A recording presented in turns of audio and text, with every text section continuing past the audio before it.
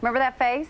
You might recognize him from The Bachelorette, but Dr. Larry Burchett is also a practicing emergency room doctor in San Francisco and now an author. He's written a book not on finding true love, but finding your fit self. It's called The Gentleman's Diet. Dr. Larry, it's so great to have you here with us. Thanks, Heather. It's great to be here. So first of all, why write this book?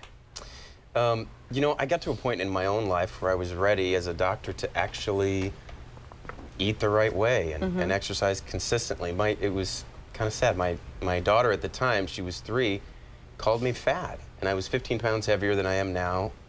Did a lot of research, put a book together with a lot of different options, kind of different ways to do it on a healthy lifestyle. Okay, so how did you trim down, lose those 15 pounds? And for ladies out there, this just isn't a gentleman's diet. This really applies to everyone. Yeah, there's a lot of principles in it for everybody. Yeah. The first 3 chapters of the book, we don't even talk about diet and exercise. We talk about motivation and mission and finding out what's really important to you and connecting that with how you live your life every day. But for me, I used to eat 2 ham sandwiches at lunch and a bunch of chips and a glass of milk.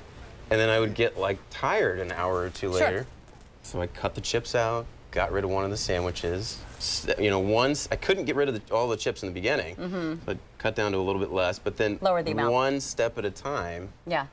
And then more consistently exercise. Okay, you mentioned motivation, you mentioned the mission, and you and I were talking about this New York Times article, and they looked at those reality weight loss shows. How many of you out there are guilty of watching those? You know, the people come on, yeah, I know. The people come on, they're really successful, right? We cheer them on.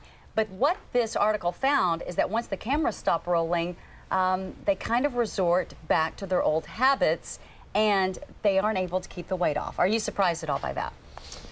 I think I was a little bit surprised. So the Times talked about this article in Obesity, Journal Obesity, about The Biggest Loser. Of the 14 contestants, they followed him 6 years later. The main winner had lost 240 pounds. He went from 430 down to 190 pounds. 6 years later, he had put back 100 pounds. It was kind of disappointing. Yeah. You know, when you first hear that, you would hope they go on TV, they figure out how to live a healthier lifestyle, and then they stick with it. And they get those benefits for the rest of their life, you know. But that's not what happened. Why is that? That's a really good question. So, I mean, you've watched these shows, right? Right. And this particular guy, for part of it, exercised for 7 hours a day. You can do that when you're on the show, but come on, how many of us can do that in real life? Yeah, it's not realistic. It's not sustainable. It's a crash diet. It's a reality TV crash diet, and it puts them at a place afterwards where it's really hard. It's probably even harder to keep the weight loss. So he lost, what did we say, 240 pounds over the course of 7 months. So we say lose about 1 pound or 2 a week. You say steady, slow and steady is the real key. Yeah, he lost, on average, 8 pounds a week, not 1 pound a week. Yeah. So instead of kind of this, you know, gradual down, it was and then back up. Okay, so you say sustainability is really important here. Yeah, one of the tips is what can you do for the long haul? What can you commit to?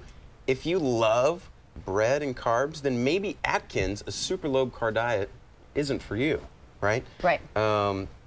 What kind of exercise do you like to do? If you hate the hamster wheel, then I wouldn't recommend the treadmill. If you love basketball, incorporate that 3 times a week. So find something, guys, that you can do consistently and that you enjoy doing.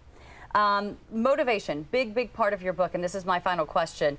You say it's important to determine the big why. The big why you want to lose 15 pounds. The big why you want to run this marathon. Why is that so important? It connects into this study, too. Everybody's going to plateau. So you lose weight, it goes like this. Why are you really doing this? Do you want to be there when your kids graduate? Do you want to be active when you're older and still hiking? Or do you want to be in a nursing home or in a wheelchair? These things are real. I mean, I've seen people in the ER that die of heart attacks. It really happens. Connecting to your big why, figuring that out, and then integrating that into your lifestyle, that's a key to success. All right. Hey, Dr. Larry, thanks so much for being with us here today. Everybody, take that home. The big why. Why, Ken and Mike?